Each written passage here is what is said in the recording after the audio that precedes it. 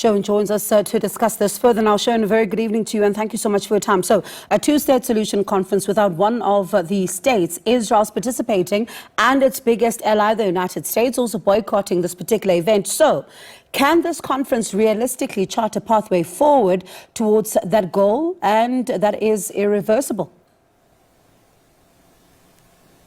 Yeah, Bongi, but that is the million-dollar question, and the organizers, the co-facilitators of this conference, Saudi Arabia and France, would certainly want us to believe that it is certainly possible. And what the organizers, the co-facilitators, have done is they've highlighted four thematic areas that they believe that if states implement, you are then moving in a trajectory that will be irreversible, despite this, of course, being a long-standing generational issue in terms of getting two independent, viable states living side by side in peace and security. Those four thematic areas are the following: that individual states recognize the state of Palestine. You saw France make that move.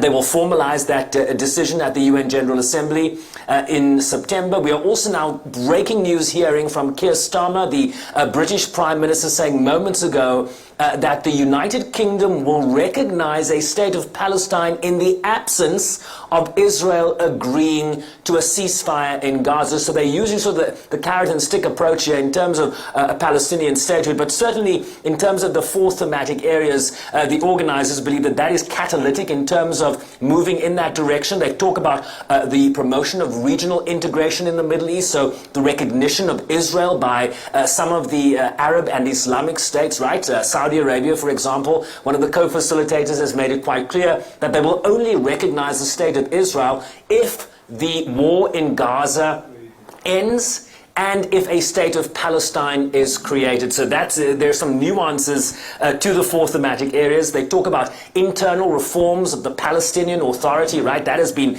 a key area here, the capacity of a Palestinian Authority, a state of Palestine, to govern.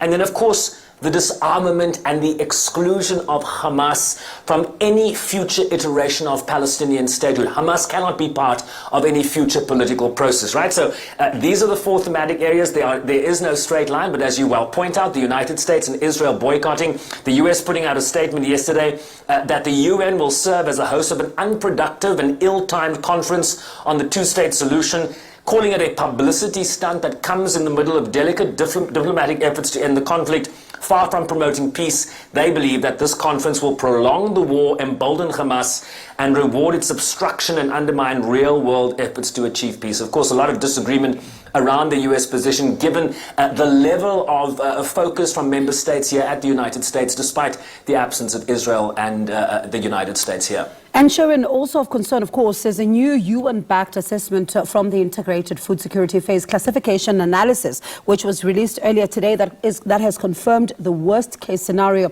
was now unfolding in Gaza, with mounting evidence, it says, showing widespread starvation, malnutrition, and disease driving hunger-related deaths. Basically, Sherwin, one can read into this as I told you so moment from the UN's perspective. Not so. Yeah, if it walks like a duck, quacks like a duck, moves like a duck, it's a duck, Bongiwe. And I think the United Nations has been quite unequivocal about this issue for a very long time. That famine was a huge risk, starvation was a huge risk. You're now seeing desperate airdrops given the starvation and the deaths as a result of malnutrition that the World Health Organization has been pointing to just this week. And so confirmation here from this integrated food system, this classification report that is made up of various UN NGOs and NGOs from around the world that make this determination. Essentially, the situation, as the UN has been pointing out, is catastrophic in Gaza. A statement a short time ago from the Secretary General said the following: "The facts are in and they are undeniable. Palestinians in Gaza are enduring a humanitarian catastrophe of epic proportions. This is not a warning. It is a reality unfolding before our eyes. The trickle of aid must become an ocean. Food, water, medicine, and fuel must flow in waves and without obstruction." Will we now see a shift a dramatic shift in the Israeli position. We are now seeing more trucks being given access. We're seeing now greater collaboration between the Gaza Humanitarian Fund and the UN's Office for the Coordination of Humanitarian Affairs. But it is now in response to a very, very desperate situation that is unfolding on the ground. And Sherwin, of course, looking there at Minister Ronald Lamola, you had a chance to engage with him on the bilateral relationship with the United States and the looming tariff deadline of 30% that is due to go into effect on Friday, which is August the 1st. Did we learn anything new from the minister on that point? Yeah, I spoke to him a short time after he presented his remarks to the the two-state conference in the General Assembly, and I said to him, "You're here on UN business, but there's also this bilateral issue with the United States, so we cannot not ask you about that. Of course, the tariff deadline imposed by the United States, 30% on all South African exports into the United States, with a few exceptions in terms of minerals here and there." And my question to him was twofold. Where do we find ourselves at this juncture in terms of the negotiations that are being, of course, led by Park Stow, the Minister of Trade, Industry and Competition? And then secondly, how far are we in appointing, South Africa that is, appointing a permanent representative, an ambassador to lead the South African embassy in Washington, D.C. in the wake of Ibrahim Rasool's exit in March? This is the twofold response I got from Minister Lamola on those questions. Let's watch. As you will have been aware, there has been some non-disclosure agreements that has been signed with our Department of Trade and Industry.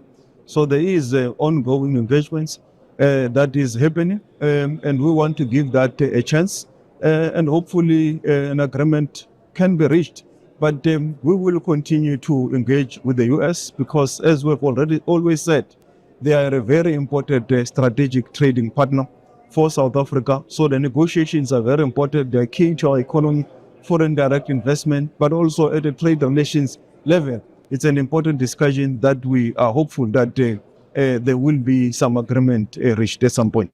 It is an important consideration, but you should remember, Sherwin, that our ambassador was expelled. So we have now to ensure that we look at all the due processes and ensure that whoever that we send, it's someone that we can ensure that it does help to reset the relations. So it is a consideration that it is being looked at, and it's at an advanced stage. So at an advanced stage, does that mean President Ramaphosa will imminently announce a new ambassador to lead South Africa's embassy? Of course, there's the trade relationship that is, of course, key here with that deadline looming. Of course, Park Stow leading those negotiations. Still waiting, we understand, for a response to the second iteration of a new trade framework which South Africa has presented to the United States. And then, of course, there is the political relationship, right? There's also legislation that is moving its way through the United States Congress, the US-South Africa bilateral Review Act. I asked Lamola who is leading the engagement in terms of lobbying members of Congress not to pass this legislation, which could impose sanctions on the leadership of both the African National Congress and members of the South African government. And he said it was Durko that was leading, and they had very senior diplomats in the embassy in Washington that continued to engage. But Durko was essentially at the center of those political engagements with the United States. So not a straight line on any of this. Bongiwe, we'll have to wait and see. A wait and see indeed. Sherwin, thank you so much for that update. My colleague, the SABC News correspondent, Sherwin Bryce-Pease, live for us in New York.